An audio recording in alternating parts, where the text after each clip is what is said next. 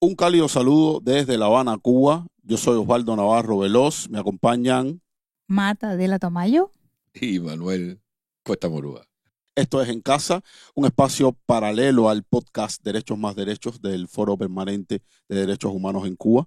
Y hoy estaremos dialogando sobre actualidad, política, activismo, varios temas acá en esto que es En Casa. Nos vemos en breve.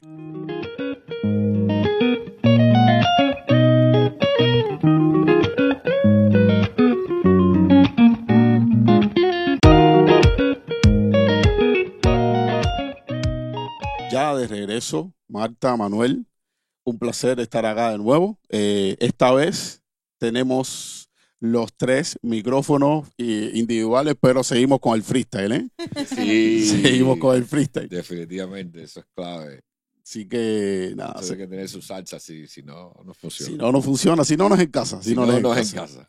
Quería empezar por preguntarles, si me permite, empezando por Marta, sobre el estado de país que publicó el Consejo hace unos días, y quería que nos comentara específicamente sobre qué refleja este estado de país del Consejo en el tema de género específicamente. Y bueno, después pasar contigo, Manuel, a la parte política y algunas observaciones que tenga sobre ese estado de país.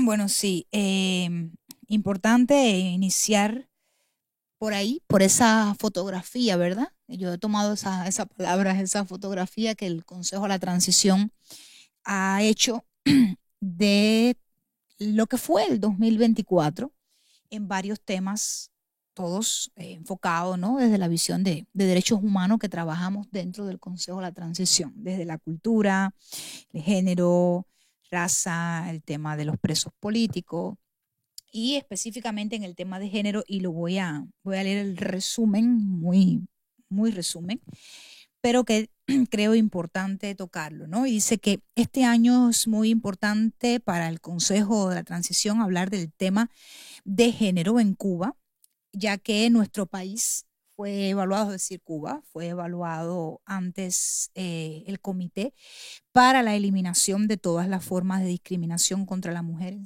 la CEDAW, donde varias organizaciones de la sociedad civil cubana presentaron informe con relación a todas las violencias que por motivo de género pasan en Cuba y de las cuales, bueno, el Estado cubano hace caso omiso de ellas, ¿no? Y por todas las recomendaciones que se le hicieron a Cuba como país, pues nosotros como Consejo de la Transición entendimos de suma importancia tocar este tema. Unido a ello, por el aumento constante de los casos de feminicidio, las desapariciones de las mujeres, la violencia política de la cual no escapamos constantemente, y eso, bueno, más adelante podemos también tocarlo.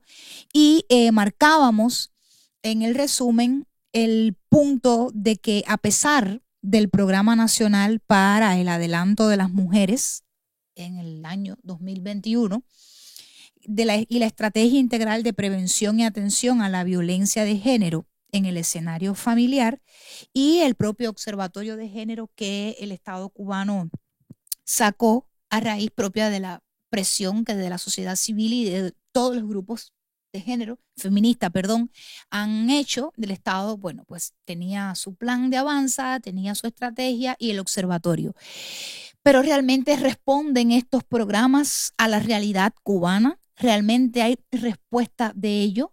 Por eso es que desde el Consejo para la Transición y el componente de género que lleva el Consejo para la Transición en ese sentido, que lo está dirigiendo nuestra colega María Mercedes Benítez, estamos haciendo un llamado de acción y hablando de este tema que tanto nos importa, y un llamado de acción porque ya estamos en el 2025.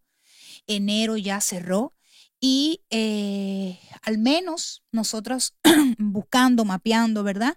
Todo lo que sale en las redes sociales con relación al tema de las violencias, los feminicidios, pudimos ver, guiándonos, ¿no?, por esas denuncias que se hacen. La sociedad ha aprendido a denunciar con esa herramienta poderosa que son las redes sociales, el Facebook y tal. Las personas salen y denuncian.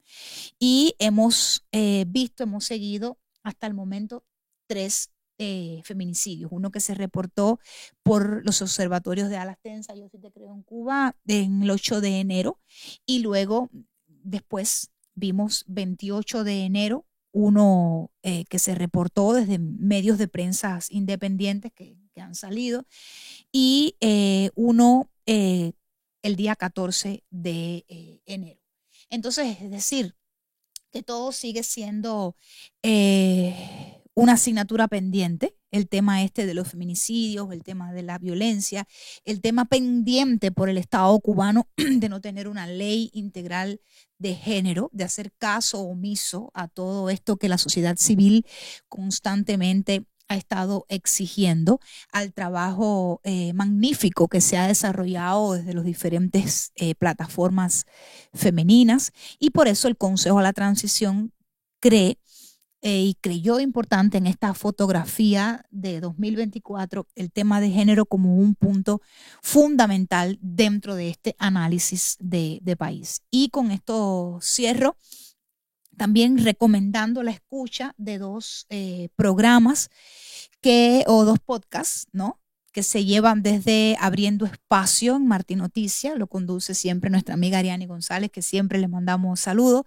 Y estos 2 programas, uno desde Connection for Better Living, una organización también que está trabajando todos estos temas de género, y otro desde nuestra visión, desde el Consejo a la Transición, donde en estos programas, iniciando enero, estamos narrando, explicando esto de la fotografía, el estado de país que el Consejo de la Transición colocó, y también sobre la importancia esta de seguir hablando y seguir exigiendo sobre la ley integral de género, la asignatura pendiente que el Estado cubano tiene, y muy importante, creo, que el seguimiento que desde los grupos de sociedad civil podamos hacer dentro de lo que podamos también. Nuestras capacidades sabemos cómo también se nos limitan mucho, pero con relación a esas recomendaciones, a esas sugerencias que al Estado cubano se le hicieron antes la CEDAW en este tema.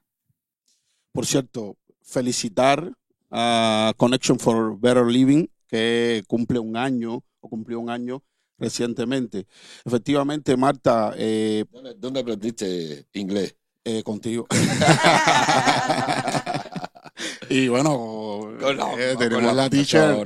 Tenemos la teacher. Más o menos, yo estoy ahora dando mis primeros pasitos ahí, tratando de avanzar, digamos.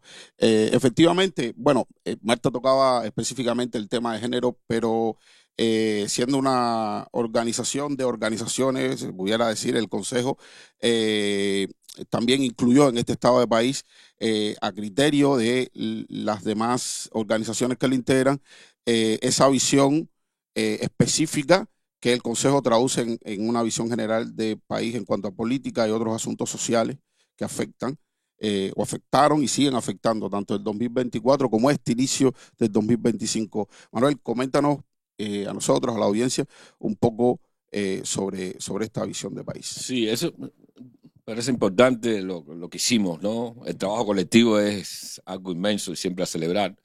El estado del país refleja lo que Marta de alguna manera ha descrito acá con el tema de género, pero también habla de cultura, también habla de la cuestión del derecho, del Estado, de la ley, de raza, perfectamente, de economía, que es el tema de todos los días para cada uno de las y los cubanos, y obviamente el tema general de política, ¿no? En qué situación se encuentra el país, en qué situación nos encontramos nosotros, los cubanos. Y, ¿sabes? Hablar de política es hablar de, por lo menos, de 2 cosas claves, ¿no? Una es cómo se está organizando el gobierno, cómo se está organizando el poder, qué está pasando en ese entorno y qué está pasando con la sociedad, fundamentalmente con la ciudadanía. Y el 2024 es un año interesante, un año extraño, un año duro en lo que tiene que ver con la política. Interesante porque a lo largo de todo ese año, de este año que culminó, de alguna manera la sociedad demostró con su cansancio, su agotamiento, que tiene algo de vigor, que tiene algo de energía en la dirección fundamental, que es la de decirle al Estado: mira, estamos cansados de ustedes.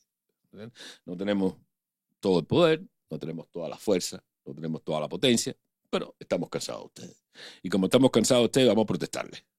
Y el 2024 fue de protestas en todos los lugares, a pesar de la represión, a pesar de que la ciudadanía estaba y es consciente de que gritar, colocar un post en Facebook o en cualquier otra red y otra plataforma le puede significar la cárcel, como está significando para mucha gente.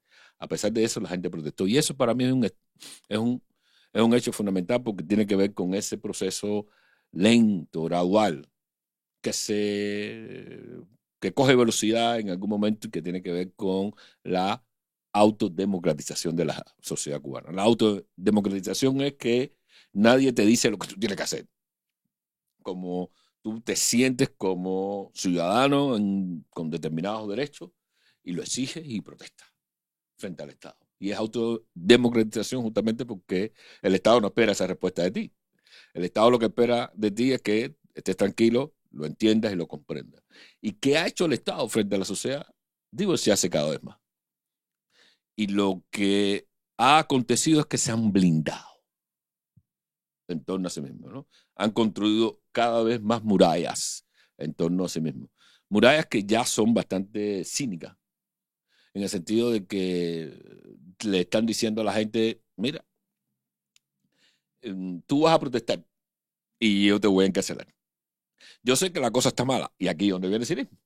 Yo sé que yo no tengo capacidad para resolver determinadas cosas, pero te tienes que callar, porque si hablas, gritas, hay preso y te vamos a reprimir. Entonces, ese divorcio es el cuadro político del 2024, ¿no?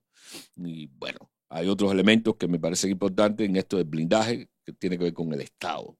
Sabes que ellos habían prometido, por ejemplo, eso siempre la ley de género la aplazan todo el tiempo posible, para 28. Así que, según ellos, las mujeres tienen que esperar. Eso es la conciencia que tienen de que hay que hacer una ley, pero no la quieren hacer. Lo que ha hecho el Estado es eso, construir murallas legales. Y hay una serie de leyes que entraron en vigor en el 2024, aunque son de antes, o que se establecieron en el 2024, simplemente para fortalecerse a ellos. Código Penal, 23 posibles delitos para la pena de muerte. Increíble. Cuando había una demanda de eliminar la pena de muerte, que eso no lleva absolutamente a nada. Una ley de comunicación social, para que si habla demasiado, sabes lo que te va a pasar. Y otras tantas cosas que lo que hacen es tratar de reprimir al Estado. Entonces, hay un blindaje del gobierno, y esa es la realidad política, y al mismo tiempo hay una cada vez más conciencia de que algo yo tengo que hacer para resolver mi problema. Y obvio, la mayor reacción de la gente es, bueno, voy a ver si Guyana está lista para recibirme, me voy por Brasil, Curitiba, me voy por Uruguay, pero hay gente que piensa y se organiza en alguna otra dirección para decir, bueno, los problemas hay que resolverlo aquí. Y yo creo que esa tensión es lo que está marcando y lo que marcó la política en el 2024. Quisiera apuntar solo dos otros elementos que tienen que ver, para mí, fuertes, pero para mucha gente, ¿no? Y lo fueron para el Consejo. Hay una conciencia clara y es cómo el gobierno cubano ha entregado su política exterior, ¿no? A países como Rusia, ¿no? Que es penoso, definitivamente, porque la política exterior de Rusia es justamente romper las relaciones internacionales. Es decir, Ucrania me pertenece. Y como Ucrania me pertenece, pues yo me voy a ensañar con Ucrania y la voy a arrebatar. Y el gobierno cubano apoyando eso, ¿no?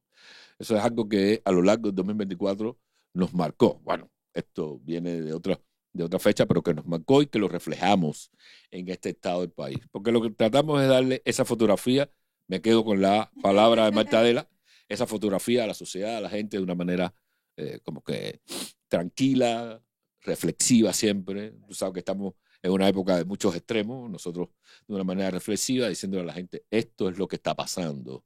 Y aquí hay una alternativa, otro enfoque, otra perspectiva de lo que es el país. No le crean mucho a ellos, que ellos casi siempre mienten, y aquí le estamos ofreciendo aquí lo que nos parece interesante desde una visión plural, que eso es el Consejo. Una visión con muchas organizaciones de distintas naturaleza. Por ahí vamos.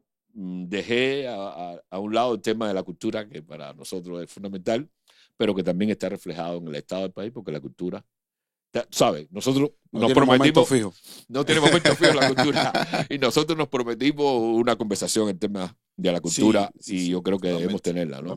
Específicamente. Por ahí va un poco la situación política, el estado del país, etcétera, y invitamos a toda la gente que nos los pidan. ¿Dónde se puede encontrar el estado de país del Consejo? Vas a Facebook, pones Consejo para la Transición Democrática, se abre la página del Consejo para la Transición Democrática, te haces amigo de la página, la sigues y ahí vas a obtener el estado del país en sus dos versiones, porque tenemos una versión pequeña y tenemos una versión más larga, más enjundiosa, más conceptual.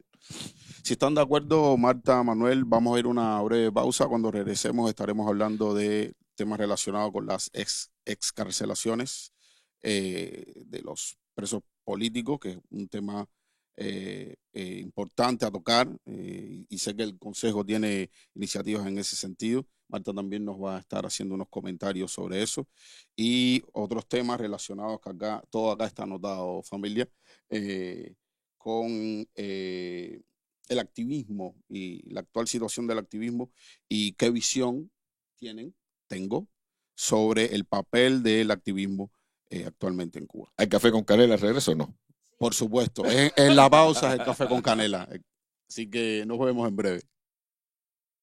Nuestra lucha es por la verdad y la libertad, sin violencias, con una transición pacífica e inclusiva. Amnistía 2025 es un camino.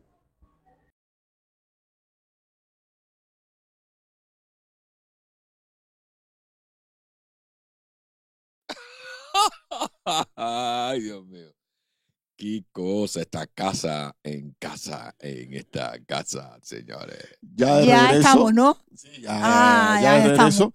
Lo prometido es deuda, Manuel. Con canela. Un buen café. Un buen café en esta casa con canela. Sí. Bueno, el del 2025. El del 2025. Óigame, qué bien. Me encanta. Yo voy a poner el mío por acá. No quieren perder la memoria. Échenle canela al café. Bueno, continuamos. Tenía acá unos apuntes sobre el tema para que no se me quedaran.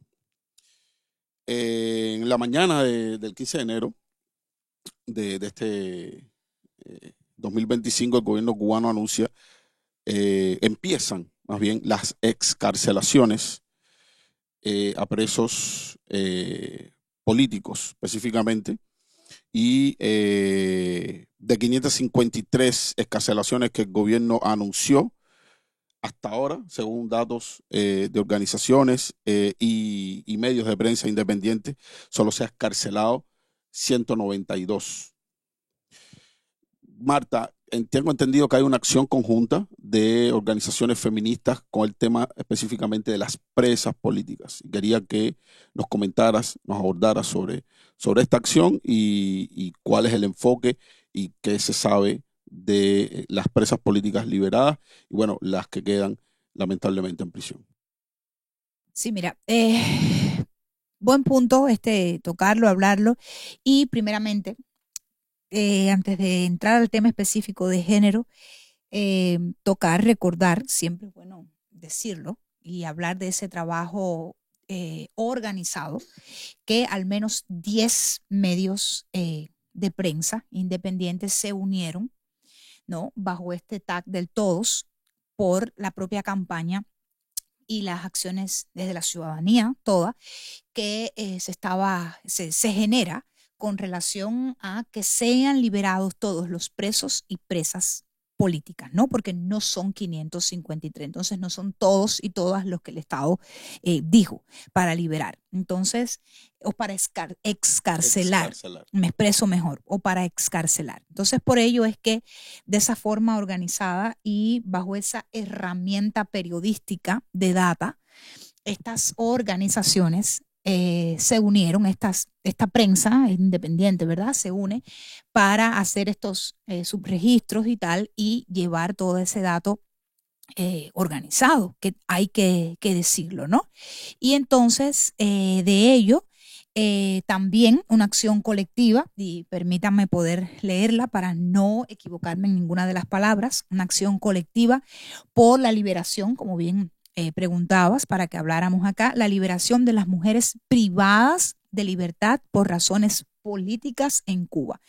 Y resumo aquí donde dice que nos unimos para visibilizar la situación de las mujeres privadas de libertad en Cuba por razones políticas. Unas son activistas, como dice el comunicado, opositoras políticas, mientras otras son mujeres que se hartaron de la injusticia y se manifestaron pacíficamente. Entonces, varias organizaciones de la sociedad civil nos unimos en esta acción colectiva conjunta, donde también el Consejo de la Transición, a través del Comité de Integración Racial, a través de la Red Femenina, a través de Raíces de Esperanza, que también pertenece al Consejo, ¿no? Como organización, pero a su vez apoyaron esta acción colectiva, la Alianza Cubana por la Inclusión, que también colaboramos dentro del Consejo de la Transición, bueno, y a las TENSA, Yo Sí Te Creo en Cuba y otras, el Museo V, también la mesa de diálogo también está acá, Cubalex, es decir, son varias organizaciones que nos unimos en ese sentir para reclamar o seguir reclamando, mejor dicho, por esta libertad de las mujeres cubanas que participan en política. Y de una forma u otra, estas que como decimos aquí en el comunicado, que se cansaron, se hartaron literalmente, salieron a protestar de manera pacífica, hoy sabemos todos, ¿no? Los años que le han puesto en ese sentido por ello. Hasta el momento que se redactó el comunicado, solo se tenía, ¿no? el número de 24 mujeres que habían sido excarceladas y todavía, pues bueno, siguen privadas de libertad por la causa política. Tenemos aquí el listado que se puede también, Navi, poner abajo en el programa, ¿no? El link y tal para que las personas sepan, pero aquí colocaban mis colegas 37 mujeres, ¿no? Entre tantas, y bueno, después el Consejo de la Transición, mediados de enero, hizo otra carta también, otro llamamiento para sobre este tema, y específicamente marcábamos el tema de Cici Abascal, Saily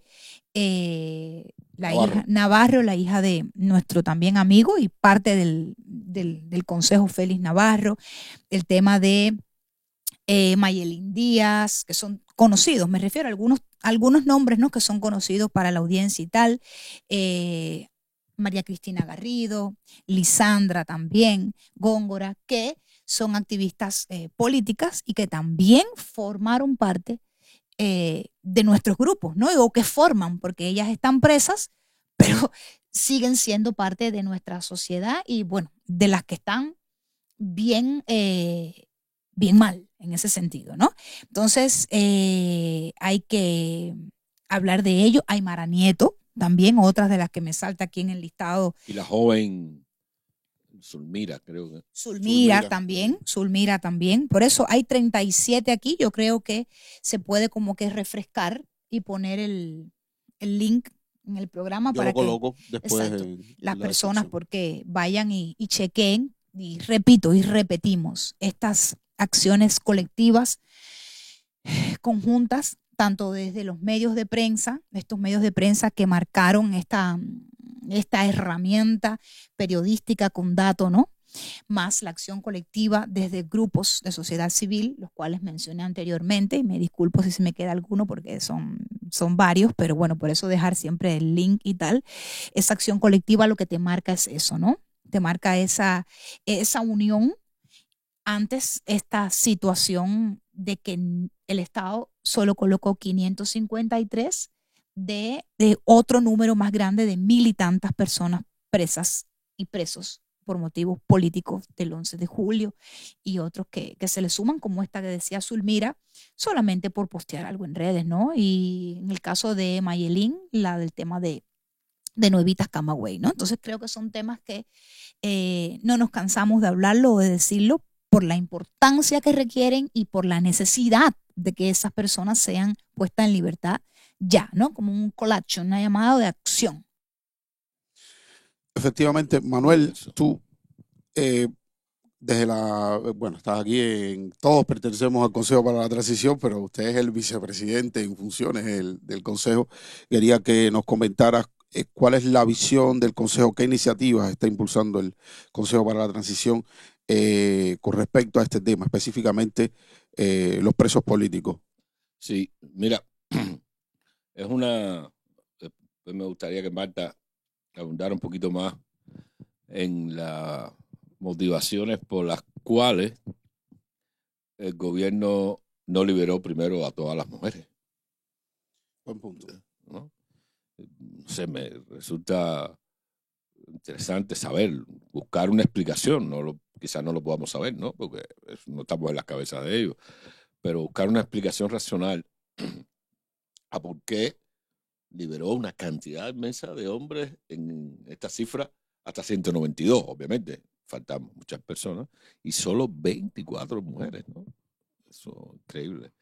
Y me gustaría tener una explicación que sea psicológica. A mí me interesa mucho la psicología, sobre todo la psicología del poder, y para entender un poco el asunto, ¿no? Pero yendo a lo que el Consejo está haciendo, ¿cuál es el enfoque del Consejo, ¿no? El enfoque del Consejo no es solo pedir con energía la libertad de todos y todas los presos políticos. No es solo la declamación, no es solo el análisis moral de la injusticia de que estas personas estén en prisión. No es solo el berro en la casa, en el barrio y frente a los amigos, la descarga. No es solo tocar la puerta de instituciones internacionales, que también. Nosotros buscamos herramientas realmente existentes, eficaces, que puedan ser eficaces para lograr no solo la liberación, que no la excarcelación. La excarcelación está bien. Hay una diferencia entre estar en un cuarto de la prisión y estar en el cuarto de tu casa, ¿no? Buscamos herramientas eficaces para que las personas sean liberadas y que se cierre ese ciclo vicioso de que liberan a uno hoy y llevan a prisión a otros mañana. Por eso fue que desde casi inmediatamente, como saben, desde 2022, después de julio del 2022, trabajamos en un proyecto de ley de amnistía y despenalización del disenso. Despenalización del disenso puede parecer una palabra muy fuerte. Es que no te metas más preso por ejercer tus derechos utilizando el Código Penal. Tan sencillo como eso. Es decir, que hay que reformar el Código Penal para ajustarlo al ejercicio de los derechos. Y hemos venido trabajando eso. Sacamos ese proyecto de ley en el que participaron abogados. Siempre recuerdo la labor inmensa de coordinación que hizo Ernesto Tamargo, miembro del Consejo, aunque ahí trabajaron otros tantos abogados también en este proyecto. Y nos dimos la tarea primero de llevarlo a la Asamblea Nacional en aquel momento para que conocieran. Luego nos dimos la tarea de buscar apoyo fundamentalmente de la ciudadanía. Porque hay una tremenda discusión en cuanto a si amnistía sí, si amnistía no, que si la amnistía es colaborar con el régimen, es sentarse y ponerse de rodillas frente al régimen y decirle, hey, por favor, dame una amnistía. No, ese no es el caso. La amnistía significa dos cosas clave. Significa, una, que sales de la prisión. Dos, que sales sin antecedentes penales. Es decir, no hay delito cuando sales por amnistía de la prisión. No queda delito registrado, porque no está el delito. Entonces aquí cuando se habla de amnistía se habla de una reconsideración de las autoridades en relación con el supuesto delito que tú cometiste. El delito sigue siendo supuesto porque la amnistía está diciendo que tú no hiciste absolutamente nada. Y en este caso es lo que estamos buscando. Que la gente salga de la prisión con este expediente limpio del Código Penal, sobre todo para que no quede registrado. Y en segundo lugar, y aquí viene la otra cara, que esas personas que salieron no vuelvan mañana a prisión por el mismo ejercicio de los derechos que lo llevaron a la prisión anterior. Sí, cerrar ese ciclo. Por eso proponemos este proyecto y al mismo tiempo un proyecto de reforma del Código Penal. ¿Sabe? La Constitución reconoce una serie de derechos. La gente se asombra cuando uno lo comenta, pero del artículo 40 de la Constitución al artículo 56 hay ahí 16 derechos que reconoce la Constitución. Pero cuando vas al Código Penal hay una cantidad similar de delitos por los que te condenan por el ejercicio de estos derechos. Lo que sucede es que el Código Penal se debe ajustar a la Constitución, no la Constitución al Código Penal. Y esa es la batalla por la cual nosotros estamos echando adelante esta despenalización del proceso. Volvimos a relanzar la propuesta ahora, porque recordarán, eso nos pasó también con el tema de la ley del derecho a la manifestación, que cuando la presentamos en la Asamblea dijo, bueno, usted tiene que cumplir la ley. Esto aquí no viene con todos los términos legales. ¿Y qué exigen estos términos legales? Que todos los ciudadanos, ¿ya ustedes fueron? No. Que todos los ciudadanos, que todos los ciudadanos que quieran apoyar cualquier propuesta de ley tienen que ir al Consejo Electoral Nacional y solicitar su certificación electoral. Solo así se reconoce la firma que ustedes den, que dé yo, que den otros ciudadanos. Por lo tanto, ahora estamos reimpulsando este proceso, tratando de cumplir con este requisito, invitando a los familiares de los presos políticos, a los familiares de los presos políticos, a los amigos, a los ciudadanos que tengan una conciencia de que no se debe encarcelar a nadie por la libertad de expresión, por postear algo en Facebook o por decir alguna mala palabra, que los cubanos solemos decir, dirigiéndose a los dirigentes, ¿no? dirigentes de este país, valga la redundancia, y que nos acompañen, que vayan al Consejo Electoral Nacional, lleven allí su solicitud de esa certificación. Y estamos entonces reimpulsando ahora mismo esa propuesta de ley de amnistía y despenalización del disenso, que tiene un elemento más, y aquí esto es fundamental.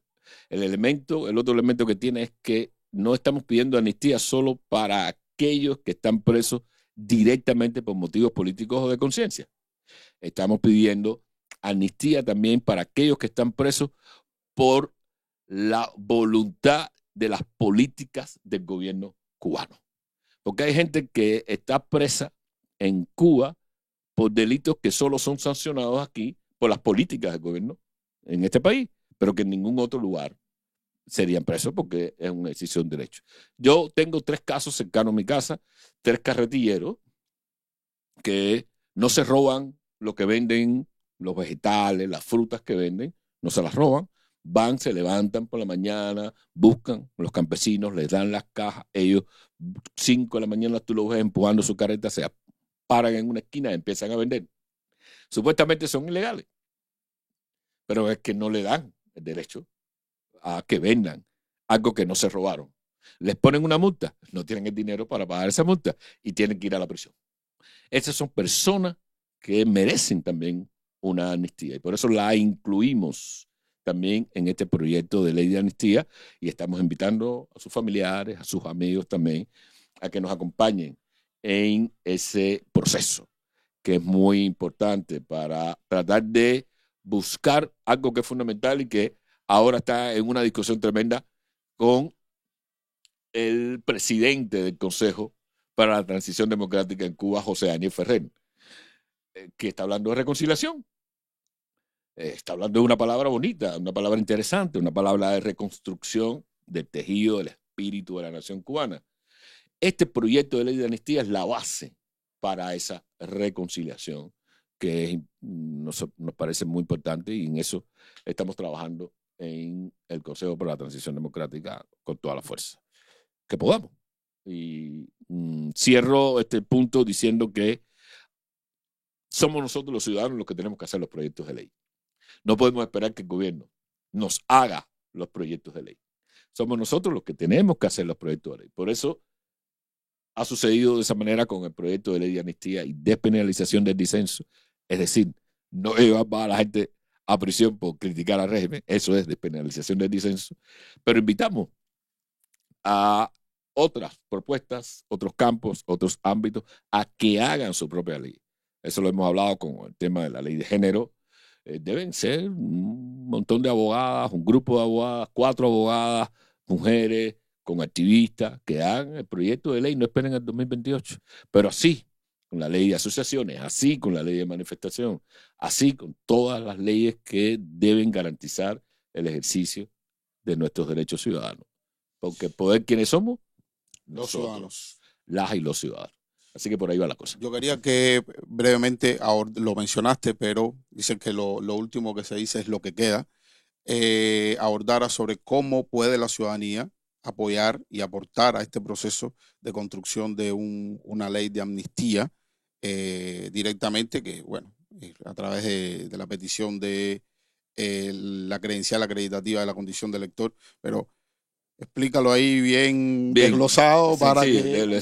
sí. Esto es le dicen tutorial, ¿no? Esto es un tutorial. Un tutorial. Un tutorial para eso. El asunto es muy sencillo. Nosotros tenemos un formulario, lo podemos compartir a los que quieran asistir, a los que quieran ir al Consejo Electoral Nacional. Ese formulario se llena, original y copia. Se va al Consejo Electoral Nacional. ¿Queda en? Sito en la calle 29 y C, en una esquina, en una gran casola que hace esquina, que coge la calle 29 y coge también la calle C allí. Se presenta frente a la asesora jurídica del Consejo Electoral Nacional y se le entrega original y copia de esta solicitud. Se debe recoger la copia firmada por esta asesora y dejar los teléfonos, eso está en el formulario,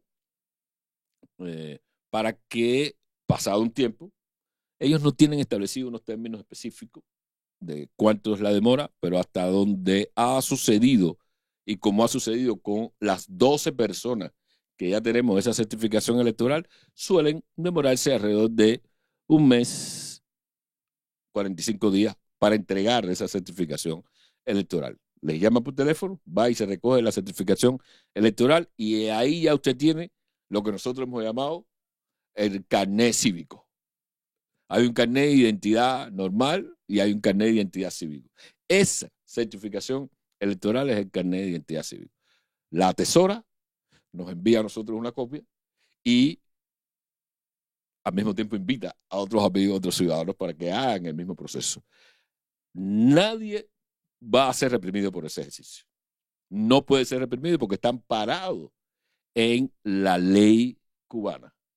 Hay una ley número 156 de organización, de funcionamiento del poder popular, que regula exactamente el derecho que tienen todos los ciudadanos de apoyar determinadas iniciativas. Hay un rango de iniciativas posibles, desde iniciativas locales, para las cuales se requieren alrededor de 50 firmas, es decir, 50 certificaciones electorales, hasta leyes, propuestas de ley, que es el caso de la propuesta nuestra de amnistía y despenalización del disenso, que requiere de 1.000 ciudadanos, reforma constitucional, que requiere 50.000 ciudadanos, ya esto es más gordo, más ambicioso, pero es un trabajo interesante, y también para, de alguna manera, discutir la constitucionalidad de una ley, la interpretación de una ley, para lo cual se requiere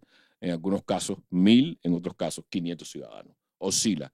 Esto es un ejercicio interesante de empoderamiento ciudadano, es un ejercicio interesante de recuperación de la soberanía y de definición, a lo cual nosotros del Consejo estamos invitando a todo el mundo y desde el Foro Permanente de Derechos Humanos, que es quien coordina todo este proceso. Yo creo que es interesante y que en este momento de sensibilidad, porque aquí puede ir preso cualquiera, recordaremos cuando, vamos a poner la fecha más emblemática de la prisión política en los últimos tiempos, quiero decir, cuando los 75, 2002, 2003, solo iban a la cárcel los activistas, sobre todo los activistas más confrontativos, más frontales, más visibles, que el gobierno cubano quería presionar e intimidar. Pero hoy puede ir a prisión cualquier ciudadano, no solo los activistas. De manera que esto debe ser una ley que debe interesar a toda la ciudadanía. Porque hay padres que tienen a sus hijos hoy presos porque salieron aparentemente a comprar el pan, lo que hicieron fue protestar y hoy están presos. No eran activistas, eran ciudadanos normales, ejerciendo su derecho. Así que cualquiera hoy aquí puede ir preso. Por lo tanto, unos para todos, todos para uno. Si cerramos fila como ciudadanos y ciudadanas, yo creo que podemos avanzar muchísimo en esa dirección, ¿no? Frente a un gobierno que, como sabemos, nadie quiere. ¿Quién quiere el gobierno? Cuéntame. Dime un par de gente que quieran al gobierno cubano. No, dentro de mis amistades. No hay ninguna. No, pensé, pero no. Yo brevemente, ¿hay límites para este carnet cívico? O sea, si yo pido mi carnet cívico para utilizar el término y que se pegue como buen tema de reggaetón, esto es más al rap, ¿no? Rap, mejor. Pero esta petición, una vez que ya obtenga mi credencial, ¿me dura cuánto tiempo? No, 6 eso meses, es ya perenne. Eso es perenne, definitivo. Bueno. Como ha sucedido con en el registro civil ya viene sucediendo eso. Si tú solicitas determinado documento, te dura para siempre. Bueno, este carnet cívico, certificación electoral, pues ya, una vez solicitado, te sirve permanentemente. Ahí tienen toda la data, ya sabe, ciudadano, que esté interesado en apoyar estas iniciativas del Consejo a través de su petición de su carnet cívico. Puede hacerlo en 29IC, Consejo Electoral Nacional, y vamos a estar dejando todos los datos también en la descripción. Pasamos a otro tema de mucha relevancia en este inicio de 2025, que es el tema de la dolarización. El gobierno cubano, ante una crisis enorme, ha decidido pues, dolarizar, es el término que encuentro, ¿no? Tú estás poniendo tiendas en dólares cuando ningún ciudadano cobra en esa moneda. La diferencia entre las tiendas en dólares y las pseudomonedas, por decirlo de alguna manera, como el MLC, el CUC y todos los antecedentes, porque eso tuvo antecedentes, ¿no?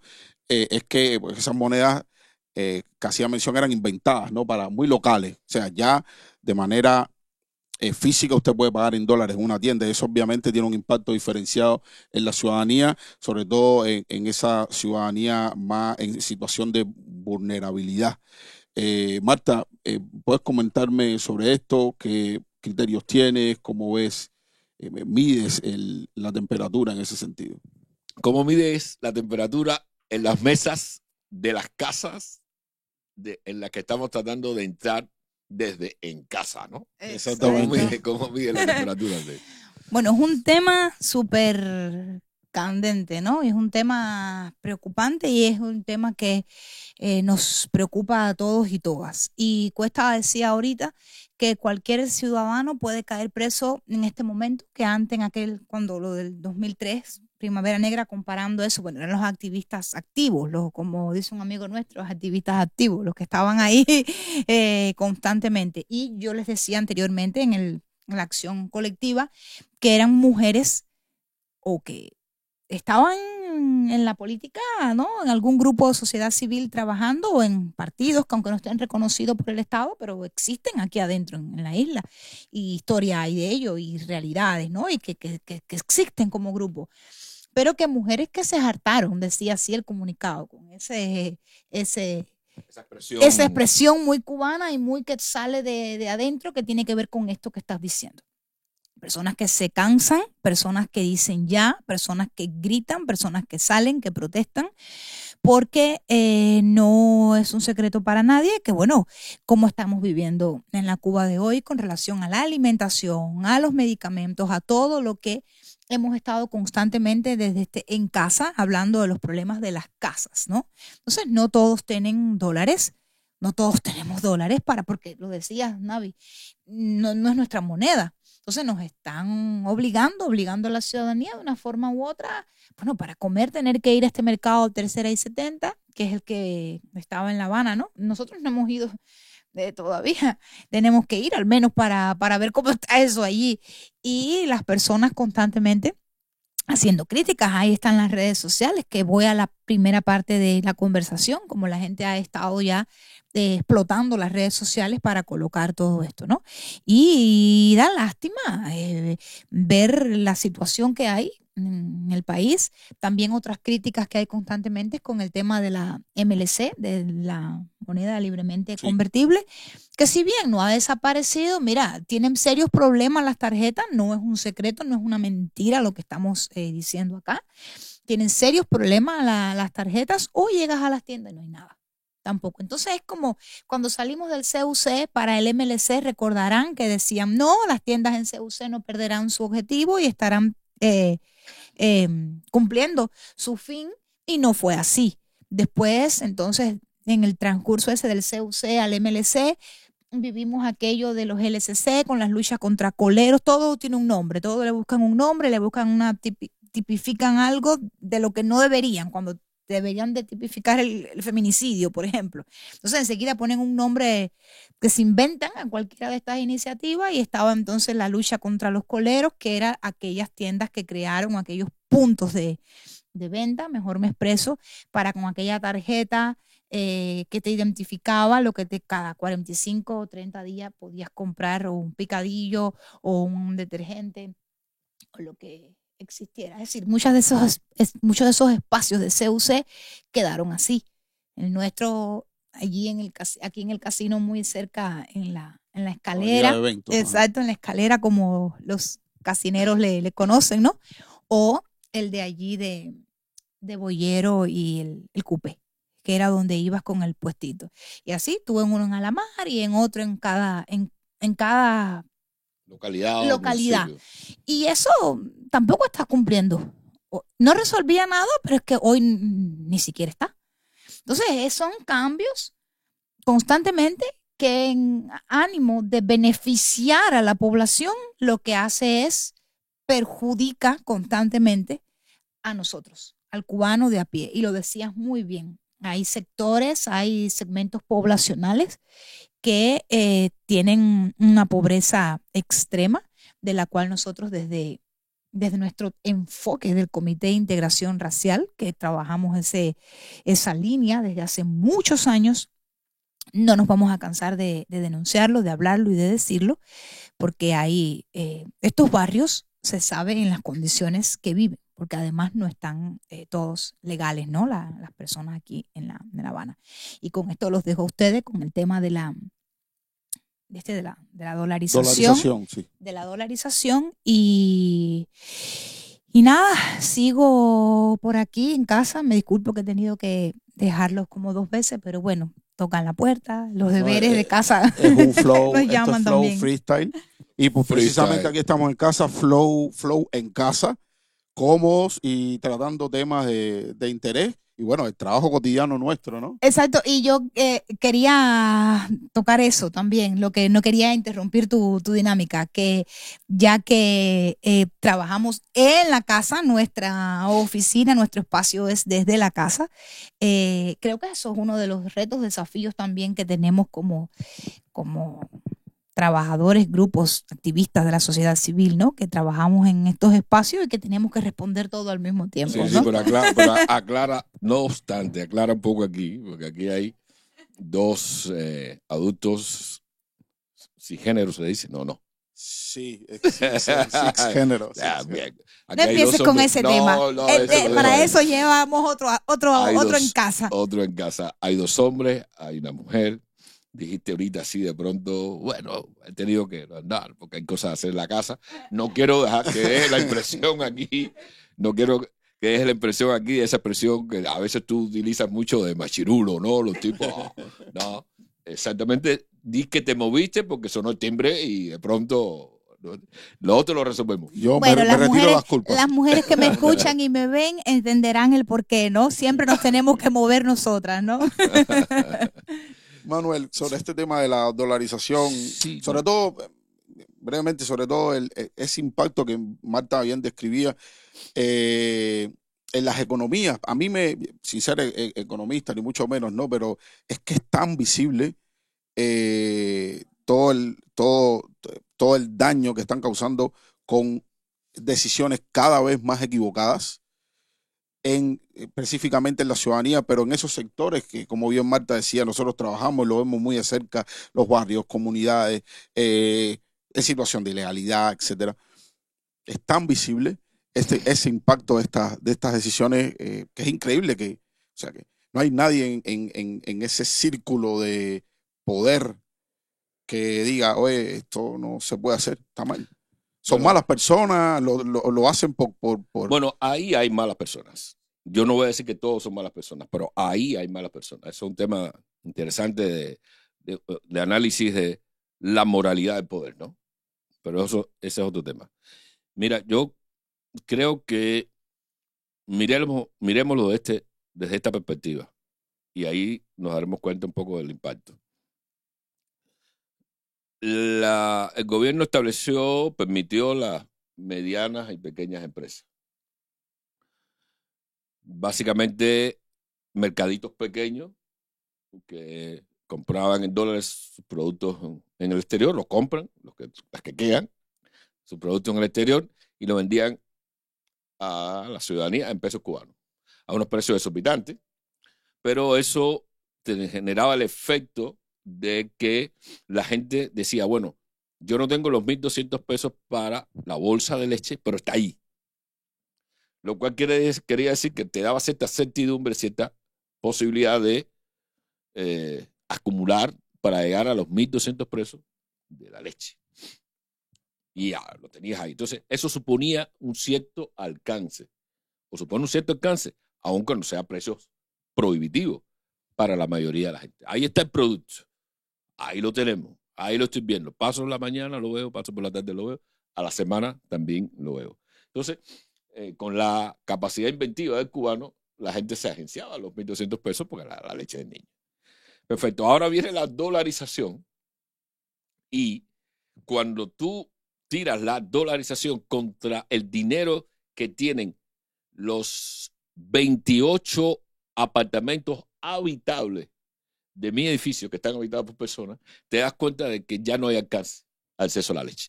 Porque ninguna de esas 28 familias tiene acceso al dólar. Ninguna de las 28. Mi edificio tiene 30 apartamentos. A la mar, edificio C11, apartamento 4, ahí tiene su casa. Son las 6. Su espacio. Ahí tiene. Ahí tiene su espacio. Perfecto. Muy bueno eso. Eso fue como que un codazo. ¿Está bien? Perfecto.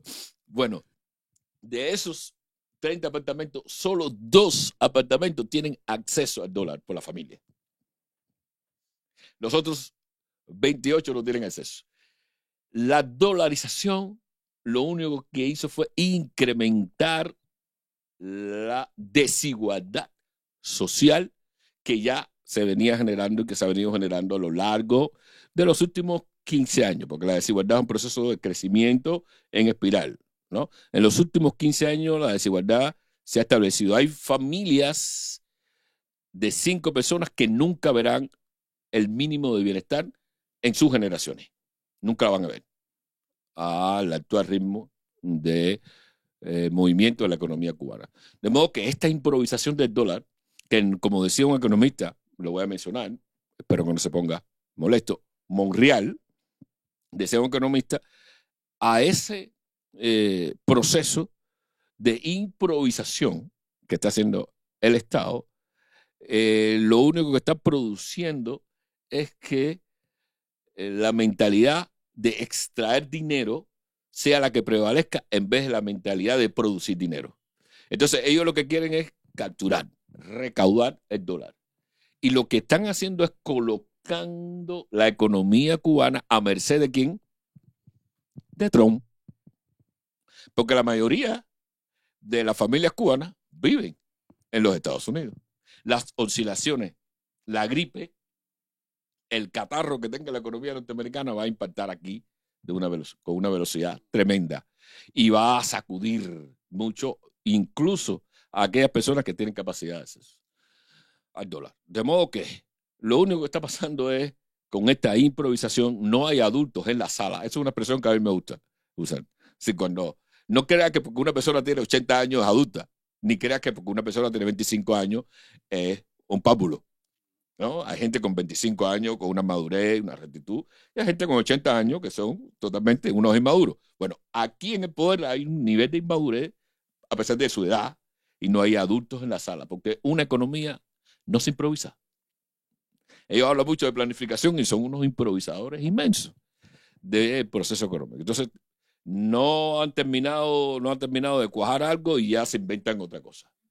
Y bueno, ya sabes las consecuencias que vamos a tener con este proceso de dolarización en la que las zonas vulnerables de este país van a ser cada vez más vulnerables. El 1% de este país rico va a ser cada vez más rico, porque son los que tienen acceso a, digamos, a los dólares contantes y sonantes. Entonces, con una tienda en cada provincia, 2 tiendas en cada provincia, no vas a resolver absolutamente nada.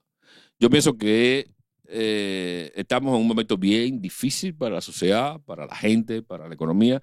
Cuando digo bien difícil, es tan difícil como el 2024. Lo único que hay que agregarle un número más, 2025, ¿entiendes? A esa dificultad.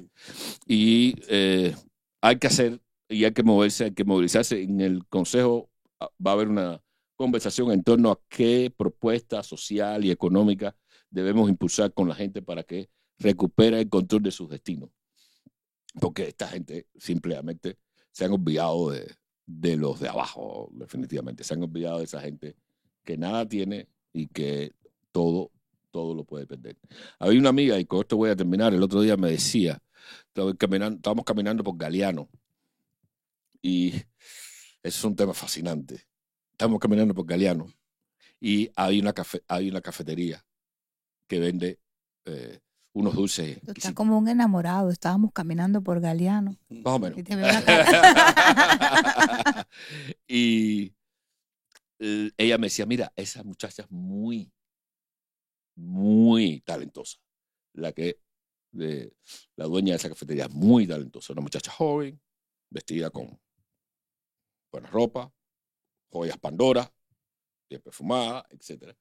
Y habían 5 inspectoras acosándola, averiguando la harina, qué sé. Y ella me decía, y eso me impactó profundamente, me decía, mira, hay una redistribución desigual de la economía. Eso lo sabemos. Yo no tengo nada y ella tiene mucho. Pero hay una redistribución racial de la estructura. Las 5 personas que estaban castigando a esa muchacha eran negras y la muchacha era blanca. Dice, esa redistribución es un mal dato para el futuro del país, porque está estableciendo una división en la estructura social a través de la línea del color. Los afrodescendientes para castigar y los blancos para producir. Y eso es una señal y un mensaje fuerte. Y eso me impresionó. Okay, y con eso quiero terminar ese tema de la dolarización, lo que significa el impacto, porque es una situación bien triste la que estamos viviendo. Que es tradición también. O sea, esta división racial, ¿no? Lo menos donde yo he estado, que he sido reprimido así ampliamente, la vez de la protesta del Parque Central, digamos, pedida por el movimiento San Isidro cuando estaban en todo este proceso de huelga, la mayor cantidad de personas que estaban reprimiendo eran afrodescendientes. Y nos decían, a mí específicamente me decían, negro de mierda, disculpen la palabra, no, pero tengo que ser... La palabra, ¿cómo es? Negro, otro afrodescendiente, me decía, negro de mierda, tú le debes toda la revolución. O sea, en su cabeza él tenía incorporado que al menos en ese momento, ¿no? Que le tocaba cumplir su papel, que él le debía algo a la revolución y que por ende yo también le debía algo a la revolución y así todos los afrodescendientes que estábamos ahí. Ese no era el comportamiento de esos afrodescendientes con las personas blancas que estaban ahí o han estado en otro espacio. Porque el propio discurso del régimen, bien lo sabemos, lo hemos hablado muchas veces, está el aquello de que nosotros emancipamos o reemancipamos a los negros cubanos, por lo tanto ellos nos deben. Nos deben algo. Algo nos deben. Qué cosa. Es complejo. Ya casi cerrando, quería colocar un tema más, que sería el papel del activismo de cara a todo esto que hemos comentado acá. Cómo es la situación del activismo actual y qué consideran ustedes que se debe hacer. Ya han comentado, ya han explicado algunas de las iniciativas que se está impulsando desde los distintos programas y proyectos que tenemos y en los que hemos participado también con otras organizaciones, pero de manera global quizás. Eso quería dejarlo igual. Yo también me sumo y doy mi explicación porque ellos no me dejan hablar acá. Me dicen, tú pregunta nada más que nosotros. Nada, mentira. Y sabes que también referente a un futuro diálogo, me gustaría también que acotara algo sobre ese tema, que es algo que se ha venido comentando también en redes sociales. Pues, No, yo Team con Marindao relación, Pingüe, allí. con relación al trabajo, al compromiso del activismo, ¿no? Para no extender más el espacio, yo creo que el trabajo debe de, como lo decíamos, en el cierre del 2024 y aprovechando que este es el primer en casa del 2025, creo que el trabajo y la articulación, ¿verdad? La articulación de las alianzas, como bien decías, las diferentes iniciativas que forman parte de las organizaciones en las cuales estamos, del grupo que estamos, y a su vez esas organizaciones tributan de una forma ahí colectiva y junto a, por ejemplo, al Consejo de la Transición, que es donde estamos unidos, dijéramos, ¿no? Con diferentes iniciativas, pero en las mismas visiones, llevando ahí los temas que hacemos, ¿no? Desde la política, género, raza y tal. Creo que esa articulación hay que seguirla potenciando, ¿no? Eso lo hablábamos, repito, cierre del 2024, y creo que ahí hay un gran nicho por seguir. Y por eso solo me adelanto, porque para eso vamos a tener otros momentos, y solo me adelanto a que en esta edición de foro del Comité de Integración Racial, con sus 2 programas de Di.Verso, que es cultura, comunidad, arte, ¿no? Ciudadanía, y el tema de la observación de derechos electorales como derechos, todos en ese sentido. Queremos este número 12, ¿verdad, coordinador? Sí, totalmente. Este número 12 foro, buscando siempre, pensando qué temas ponemos. Ya hemos hablado de todo esto de género, raza y tal, y pensamos tocar esto, el tema de del fortalecimiento institucional.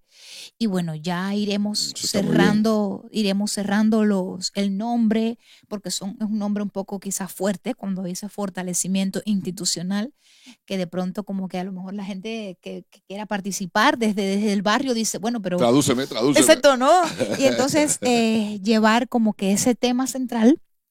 Y ya, bueno, estaremos anunciando las estrategias en el sentido de cómo vamos a ir desde esa matriz, desde esa matriz de nombre, cómo vamos a ir llevando las iniciativas que hacemos, que van a responder a este fortalecimiento institucional, que a su vez responde en gran parte a esto que estás diciendo en el espacio, ¿no?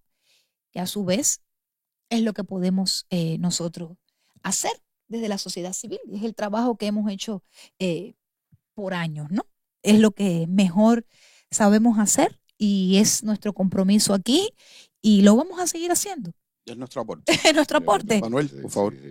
Mira, creo que... Con esto me despido. Óigame, que no se despida, no se vaya. Yo creo que la oportunidad es dorada para hacer un activismo cívico hacia la ciudadanía. La oportunidad es dorada. La pregunta es siempre qué le decimos y cuál es la alternativa y cómo involucramos a la ciudadanía. Pero yo creo que el activismo de 2025 tiene que ser muy fuerte en ese concepto de llegar a los ciudadanos en casa. El nombre está muy bien, porque llegar a los ciudadanos y tocar las puertas de sus casas y decir, mira, aquí tenemos esta alternativa para ustedes, mírenla, asúmela, le estamos invitando, aquí estamos nosotros, y queremos saber sobre todo qué usted quiere hacer, qué usted está proponiendo. Yo creo que en esa alimentación mutua entre el ámbito cívico, civil, la gente organizada, las propuestas organizadas, que, sabes, tú hacías referencia, Marta, a la, digamos, honestidad de José Daniel, ¿no? Y eso es impactante. Cuando yo lo escuché, participé del programa con él, debemos reconocer que ha habido un debilitamiento del activismo cívico organizado, pero aquí estamos muchos todavía, ¿no? Y estos muchos todavía que estamos aquí, a pesar de ese debilitamiento que José Daniel reconocía, yo creo que debemos articularnos mejor eso, articulación, cohesión, pluralidad, madurez, adultez en la sociedad civil. Debemos tratar de volcarla a la ciudadanía interesándonos en lo que ella necesita, en lo que ella sobre todo está diciendo. Porque a veces hemos llegado, es mentira que la sociedad cubana no tiene, la sociedad civil y prodemocrática no tiene proyectos. Hay un montón de proyectos. Si uno abre una cantidad de gavetas, sobre todo en Villa Marista, ahí vas a encontrar una cantidad de proyectos que tienen engavetados ahí en sus archivos, ¿no? Pero cierto es que muchos de estos proyectos vienen de aquí y no vienen de la ciudadanía hacia. Entonces, yo creo que esto es una oportunidad, este momento es oportuno para preguntarle a los ciudadanos qué quieren. Nosotros tenemos tal idea, pero probablemente la suya sea mejor. Vamos a articularnos los unos con los otros y buscando siempre un mecanismo que le dé garantía y le dé tranquilidad a la ciudadanía, ¿no? Porque obviamente la gente está muy molesta, tiene ira, está harta, como las mujeres que participan y están presas, pero el costo es altísimo cuando protestan de la manera que protestan, es altísimo, ¿no? Cuando ejercen ese derecho. Nosotros le ofrecemos, no le decimos que no ejerzan ese derecho, es su derecho y por lo tanto nadie se debe negar, pero ofrecerle este camino legal, constitucional, creo que también es importante para construir y para que haya cierta confianza y la gente sienta cierta certidumbre en que el ejercicio de sus derechos por lo menos va a estar respaldado por una ley que el gobierno tiende a violar, eso lo sabemos, pero que se puede impulsar. Por lo tanto, yo creo que el activismo debe enfocarse con fuerza hacia la ciudadanía en este minuto. Coincidimos, yo, bueno, totalmente de acuerdo con usted y también atiende a lo que hemos hablado y apoyado otras veces, que esa multiplicidad de opciones cívicas, siempre desde y con la ciudadanía para, digamos, proyectar a largo plazo, no el resultado inmediato, la inmediatez, o sea, la acción igual a se cae el gobierno cubano, no funciona, hay que proyectar las iniciativas a largo plazo y planificar ese futuro que queremos todos, ¿no? Que al final es un cambio para nuestro país positivo. Sí, claro, aquel verso de se hace camino al andar nunca ha sido tan exacto como para describir la construcción del proceso democrático como proceso. Es decir, no dando saltos al vacío o saltos en el aire. Yo creo que eso es una filosofía que a mucha gente no le gusta y que nos permite pasar al otro tema, ¿no? Tú querías cerrar. Ahí lo estás exponiendo, Osvaldo, del diálogo, ¿no? Yo el tema de un diálogo con el gobierno lo veo desde la siguiente óptica. En primer lugar, cuando por lo menos en nuestro círculo cercano no vemos el diálogo como que, bueno, nos vamos a sentar aquí y tomarnos el té de las 3 de la tarde, no sé si era a las 3 a las 4. Vamos al inglés, tomarnos el té con unas tortitas, así, lo que usted diga, señor Estado. No es esa la visión de diálogo. La visión de un diálogo, yo creo que si la oposición cubana de manera general, activistas, todas, tuviesen la posibilidad de plantear un diálogo de tú a tú con el Estado cubano, deberíamos congratularnos con eso, porque lo que eso quiere decir es que tienes el poder para establecer tus demandas y que el Estado se preocupe con esas demandas y que por lo tanto se tenga que sentar a la mesa en esa correlación de fuerza. Me va a entender. O sea, si el Estado ve, como siempre se ha comportado, que tú sales y protestas, pues voy y te meto preso. Y vamos todas las organizaciones serias y que obviamente quieren un futuro mejor para este país a protestar y a colocar la encarcelación del ciudadano en cuestión en donde sea. Y hay casos y proyecciones miles sobre activistas que incluso por esos mismos reclamos los han encarcelado. Cuando tú tienes ese poder, que el único poder que yo creo que podemos alcanzar desde el activismo y los grupos políticos es el apoyo de la ciudadanía, ese respaldo ciudadano. No tienes poder económico, no tienes poder militar. Si tienes ese poder, haciendo alusión a lo que mencionabas, Manuel, lo que mencionabas, Marta, ese apoyo ciudadano, usted tiene un poder extra que lo fortalece. Y ejemplos hay miles en la historia política universal. Y ese fortalecimiento te permite pararte frente al opresor con todo y sus tanques y decirle, aquí hay que sentarse a dialogar o negociar, o ponle el término que tú quieras, pero no en una, digamos, posición de desventaja o de vulnerabilidad de mi parte, porque yo tengo un pueblo atrás. Esa es mi visión de lo que pudiera ser un diálogo o, digamos, sentarse en una mesa de negociaciones futuras, y creo que es una vía lo menos costosa para las vidas y, digamos, que no corra la sangre, porque sé que ellos están dispuestos a que corra la sangre por mantener el poder. Esa es mi visión. La mía es la siguiente. Mi visión es la siguiente. Del lado acá, la gente dice, con la dictadura no se dialoga. Y la dictadura, mira, así, ¿quién le dijo a usted que yo quiero dialogar con usted? Exactamente, exactamente. ¿No? ¿Quién ha dicho que yo quiero dialogar con usted? Ustedes son los que han insistido ahí. Qué sé yo. Ustedes tienen que tumbarme. Exactamente. ¿Tienes con qué? Entonces hablamos. Esa es la respuesta de Stalin a un llamado del Papa de la época y Stalin le dice, ¿y dónde están los tanques? Le dice, ¿y cuántos tanques tiene el Papa? No, mi excelencia, el Papa no tiene tanque. Bueno, si el Papa no tiene tanque, ¿de qué estamos hablando? ¿Entiendes? Es decir, la dictadura justamente lo que hace es esto. Nosotros, tú sabes, ahí está el profeta, habla a los cubanos. Sí, eso es un podcast que ya está grabado, que pronto lo vamos a estar publicando. Perfecto. Sí. Y nosotros tenemos a la hipérbole, a la exageración, etc. Yo he pensado siempre, desde que estoy en la sociedad civil, ahora lo formulo quizás mejor de otra manera, que nosotros enmascaramos la impotencia en una posición política. Es como que, tú no quieres hablar conmigo, yo tampoco contigo. Entonces, como no tenemos la potencia, nos negamos a.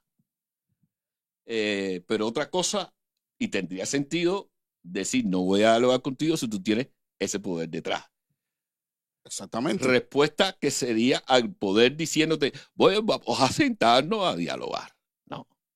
Entonces, yo creo que la formulación, voy a ser bien atrevido, aunque los que me conocen, los que me califican, y eso está perfectamente bien. Tiene 5 puntos, no importa. Justamente con quien se dialoga es con las dictaduras.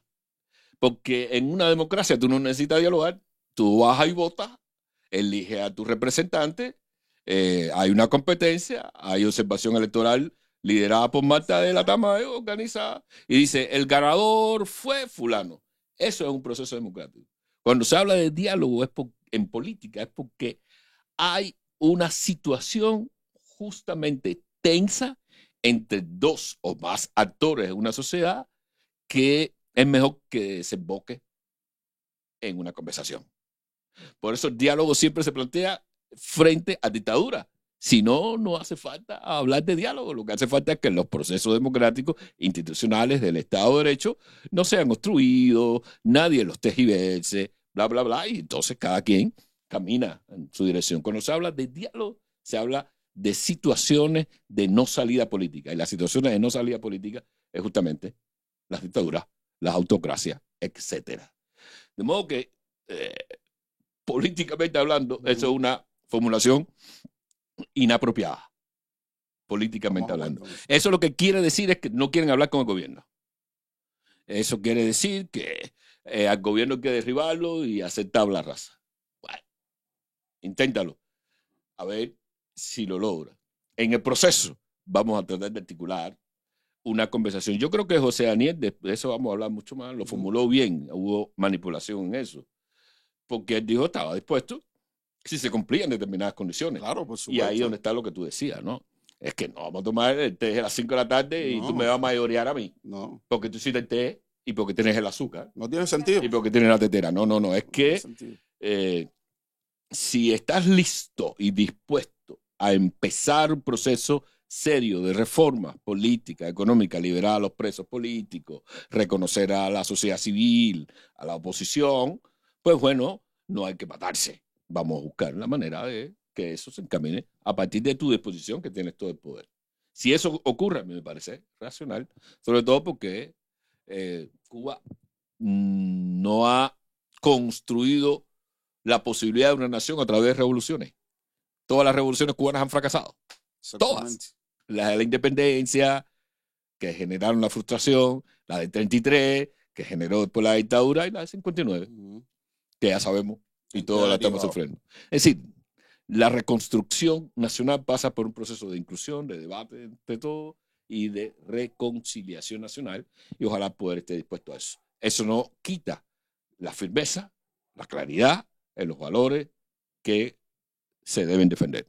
Pero hay que pensar siempre con cabeza política. Y en ese sentido yo creo que la discusión está más planteada. Suscribo, Manuel. Nos hemos pasado aún en casa. Para mí Formidable un poco extenso, pero Formidable hemos tocado varios temas que probablemente, digamos, que profundizaremos en otros espacios en casa. Por hoy yo creo que es suficiente. Marta, ¿quieres? Te veo calladita. Marta no... Te veo callada. Ya, Marta ya terminó su en casa. Bien, perfecto. Nos vemos muy pronto por esto que es En Casa, un espacio paralelo al podcast Derechos más Derechos del Foro Permanente. Recuerden que vamos a estar dejando data en los comentarios para que puedan acceder a las iniciativas que hemos mencionado acá. Y pues nada, nos vemos muy pronto con Manuel, Marta Adela y un servidor, Osvaldo Navarro.